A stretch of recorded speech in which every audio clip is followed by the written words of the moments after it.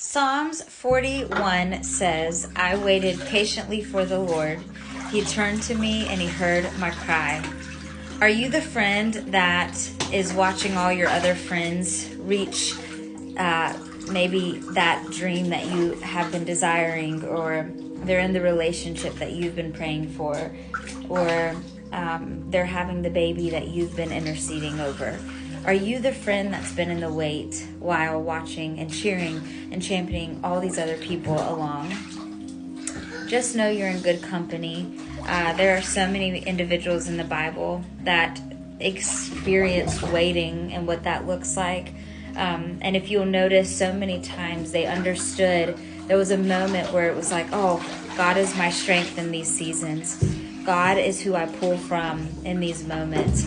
And so I just want to encourage you that the wait is inevitable, and the wait is going to be something that we experience. It's going to be part of life. I mean, if you just think about it on a day-to-day basis, you wait in line at a drive-through, you wait when you go to theme parks, you wait whenever you're waiting on a prescription. Like, there's typically always a wait. And I think I really think that God is so behind, obviously, everything. But even in that, it's like those things are growing our patience. It's helping us learn to be more patient in times that we don't want to be patient, in places that we don't want to wait. But those small daily tasks are building such an endurance in us spiritually. And at least if you're a believer, that's the way I see it.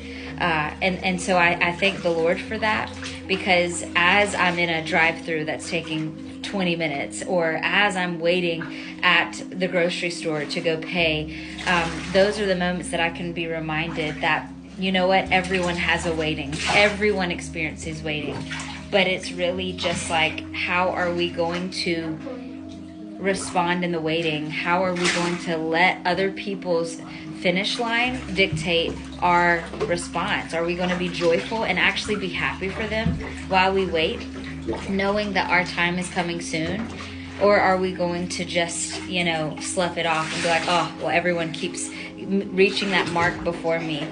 Think about it, though. This just came to me. When you're in a line, you're in a line. So the person in front of you is going to be next, right? And the Lord knows when the time's right. It says in Scripture, I, the Lord, will make it happen. I, the Lord, will make it happen. And so in His divine timing, He'll do it. And so if you need a visual, think of yourself in a line, and it's just not your turn yet to go to the front desk. It's just not your turn yet. You're still in that line. It doesn't mean that you just immediately exit the line and say, forget this. No, you wait, because you know there's going to be a result in the end. You know that you're going to reach that finish line in the end. It just may not be the timing you expect. It may not be when you expect or how you expect, but it will come to pass. So be encouraged, those of you in the wait.